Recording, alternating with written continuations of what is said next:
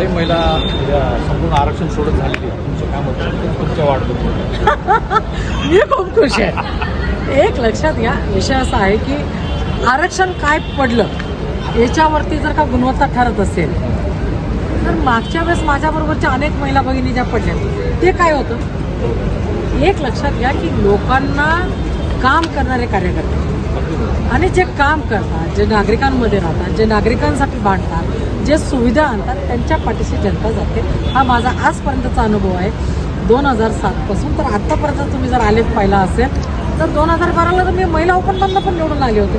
त्यामुळे मला आरक्षणाचा काय फरक पडला तर मला काहीच फरक पडला. मी आहे आणि मला माहिती आहे की माझ्या पाठीशी माझ्या भागातली जनता आहे आणि जनता निश्चितपणे माझ्याबरोबर न्याय करणार आहे. त्याच्यामुळे महिला आरक्षण असलं एक आरक्षण आज एक ठीक आहे, तुम्ही आज आरक्षण म्हणू शकता. मला एक सांगा, मागच्या टर्मला ज्या महिला भगिनी महिला आरक्षणातनं लढल्या आणि त्या पडल्या, मग आरक्षणाचा फायदा त्यांना नाही ना काय झाला?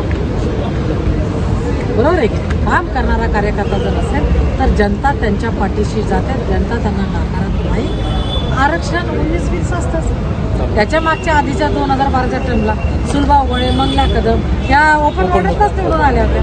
त्यामुळे असं काही समजण्याचं कारण नाही की आरक्षण बदललं म्हणजेच हा घरी बसला तो आला, तसं नाही. जो जनतेत आहे, जो लोकांसाठी काम करतो तो व्यक्ती निवडून येतो. सर्वसाधारण सोडत पाहिल्यावरती तुम्हाला काय नाही सांगता येणार अजून, कारण की अजून ते आता संगीत खुर्ची रंगणार ना. या पक्षातलं त्या पक्षातलं आता महायुतीत लढतात, वेगवेगळे लढतात. की जरा संगीत खुर्ची आता चालू होईल. संगीत खुर्ची झाली की काय होईल, म्हणजे काय करणार. धन्यवाद. थँक्यू.